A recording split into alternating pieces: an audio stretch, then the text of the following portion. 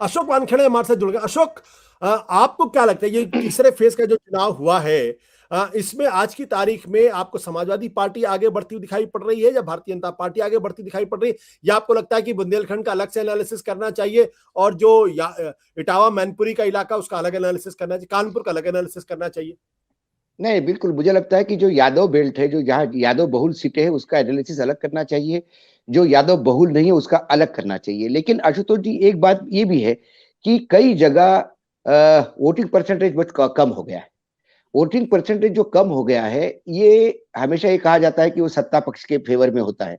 लेकिन इस बार, क्योंकि मैं बार बार कह रहा हूं कि इस बार जनता चुनाव में उतरी है। मैं ये नहीं मानता कि पिछले 4 साल 5 साल में विपक्ष ने कोई ऐसी भूमिका निभाई जिसको वाकई जनता को, विपक्ष को अपने सामने आने, खड़ा भी होने देना चाहिए।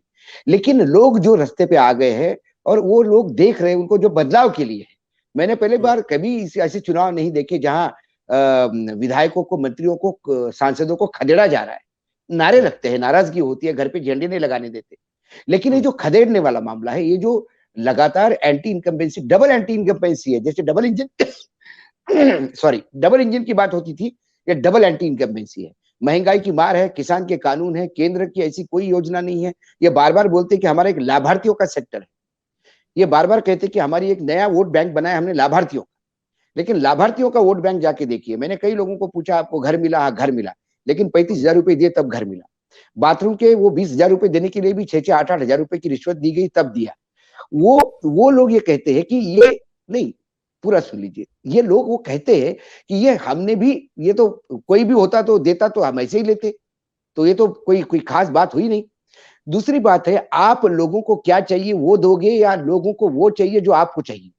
आपने 6,000 रुपए तो दे दिए, लोगों को 6,000 रुपए नहीं चाहिए, आवारा पशुओं से मुक्ति चाहिए।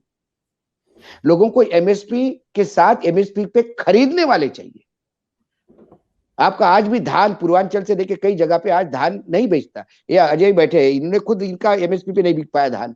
ये मार्केट में बिना एमएसपी का देख के आए, इनका एग्जाम्पल है सामने।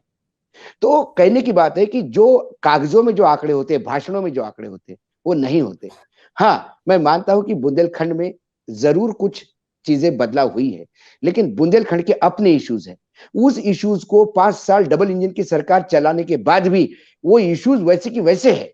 फिर आपको वही प्रोमिस करने पड़ते हैं कि हमको 5 साल दो, हम फिर वो करेंगे। तो फिर 5 साल आपने किया क्या बुंदेलखंड में? सवाल ये उठता है। दूसरी बात, बार बार कई सर्वे एजेंसी ये बताती है कि 20 से 25% वोट फ्लोटिंग वोट हो गया है।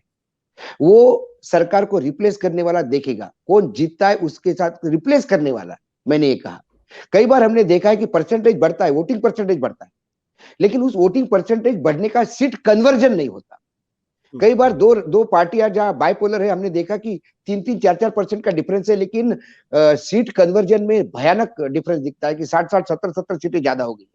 वो फैक्टर आपको कई जगह दिखेगा। मायावती का वोट कहीं नहीं जाता। मायावती का जो हार्ड कोर वोटर है वो मायावती के साथ ही आता है। वो हमेशा था। जब मायावती मुलायम जी के साथ सरकार बनाई तब था, बीजेपी के साथ सरकार बनाई तब था, मायावती ने एब्सोल्यूट अपने मेजोरिटी पे सरकार बनाई तब था, और आज भी है। लेकिन मायावती अपने बलबूते पे 2017 में सरकार नहीं तब रहा बनाती था है। अशोक जी, 2017 में नहीं रहा मायावती जी के मैंने साथ उनका कोर वोटर। नहीं, मैंने कहा ना, परसेंटेज उसका कम नहीं, उसका परसेंटेज जो कोर वोटर का है वही है। दिल्ली में 30 से 34% बीजेपी है, चाहे 2 सीटों पे आए, चाहे 28 सीटों पे आए, चाहे सरकार बनाए, परसेंटेज उतना ही है। तो कहने का मतलब उसका परसेंटेज, सीट कन्वर्जन की बात मैं करता हूं। तो आज जो फ्लोटिंग वोटर है, जो लोग रास्ते पे आके चुनाव लड़ रहे हैं, रास्ते पे लोग कह रहे हैं कि नहीं, इस सरकार को जाना होगा। जो ये कहते हैं इस सरकार को जाना होगा, तो उसी को आना होगा जो आ सकता है, जो रिप्लेस कर सकता है। इसलिए मजबूरी में कई बार लोग उधर इधर भी जा रहे हैं। दूसरी ओर जो लगातार प्रचार की जो लाइन चल रही है, जो विकास से शुरू होते होते वो बौखलाहट अब दिखाई देने लगी है। और जब बौखलाहट दिखाई देती है, तो उस बौखलाहट के मायने यह है कि आप बहुत सारे, आज एक आखिरी पॉइंट बताऊंगा। आज प्रधानमंत्री का यह वक्तव्य कि अहमदाबाद में बॉम्ब ब्लास्ट जो हुए वो सारे साइकिल पे हुए, ऑटो में नहीं हुए, कार में नहीं हुए। और साइकिल किसका सिंबल है? अब देखिए आतंकवादी कौन है। तो फिर इन्होंने मायावती को तो ये कुछ बोल ही नहीं सकते, हाथी पूज्य नहीं है, गणेश है वो। और फिर कमल को सब वोट देते हैं, कमल भी पूज्य नहीं है। लेकिन कमल कीचड़ में उगता है, तो ये कीचड़ को कौन ढोएगा? ऐसे यदि कल प्रचार होने लगे तो इससे ज्यादा मुझे लगा, कई बार एक व्यंग कवि जो होते हैं, जो सटायर करते हैं, उनके मंच की बातें शायद मैं सुन रहा हूं। ठीक है अशोक, ये बौखलाहट क्यों है? ये बौखलाहट इसलिए है कि आपके हाथ से चीजें जा रही है, क्योंकि लोग सरकार से आपको निकालना चाहते हैं। अशोक, मैं एक सवाल आपसे करूंगा, उसके बाद मैं राजीव विलियम जी के पास जाऊंगा, क्योंकि मैं चाहता हूं कि ये यूपी का राउंड पूरा हो जाए, फिर मैं पंजाब के बारे में बातचीत करूंगा। अशोक, बड़ी दिलचस्प बात आपने कही कि आपने कहा कि मायावती का वोट जो है वो सिंक नहीं करता है, और ये सच है कि 2017 में जब मायावती को सिर्फ 19 सीटें मिली थी, तब भी मायावती का वोट परसेंटेज समाजवादी पार्टी के वोट परसेंटेज से ज्यादा था। तब उनको 22.2% वोट मिला था और समाजवादी पार्टी को 21.8% वोट मिला था। समाजवादी पार्टी को 47 सीट मिली थी और मायावती को 19 सीटें मिली थी। और ये जो 23% वोट है, 30% वोट है, 2002 से लगातार बना हुआ है। अब सवाल मेरा यह है कि आज की तारीख में जो ये कहा जा रहा है कि मायावती तो साफ हो गई, तो क्या पहले दूसरे तीसरे राउंड में क्या मायावती बिल्कुल साफ हो गई? ये क्यों कहा जा रहा है कि ये दो बाइपोलर चुनाव हो रहा है? मायावती को क्यों लोग मार्जिनलाइज करने की बात कर रहे हैं? इसलिए कि किसी भी मतदाता को आप पूछो तो वो कहते हैं कि समाजवादी को मत, यदि सीटें कम पड़ गई तो कांग्रेस समर्थन दे देगी, जो भी सीटें हैं वो नेचुरल अलाइज मानते हैं। और बहुजन समाजवादी को बीजेपी का नेचुरल अलाई मानते हैं। वो तो कहते हैं कि बहन जी तो बीजेपी के साथ चली जाएगी। ये जो बहन जी बीजेपी के साथ चली जाएगी, ये बहुत डैमेज कर रहा है। और फिर बहन जी वोकल भी नहीं रही, फिर एक परसेप्शन ये भी बन रहा है कि बहन जी डर रही है।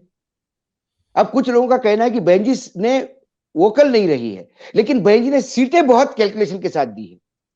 अब ये सीटों का कैलकुलेशन कागज पे होता है कि 15% मुसलमान है, 10% ये है, लेकिन आपने जिस मुसलमान को दिया उस मुसलमान को बाकी मुसलमान वोट देंगे क्या? वो इसलिए नहीं देंगे क्योंकि उसको मालूम है कि कल मायावती जी बीजेपी के पास जाएगी तो मेरा वोट तो बीजेपी में जाएगा। हर हाथी का वोट यदि कमल पे जाने लगा और हाथी के सूंड में कमल घूमने लगा तो लोग साइकिल और पंजा देखेंगे। ये एक बार बार सबदूर परसेप्शन है। यदि ये लीड मायावती ले जाती, स्टार्टिंग से मायावती मैदान में उतरती, तो शायद आज अखिलेश पीछे रहते और मायावती के पीछे पूरा समाज रहता। यह भी हो सकता था। सत्य हिंदी का ऐप डाउनलोड करें गूगल प्ले स्टोर पर।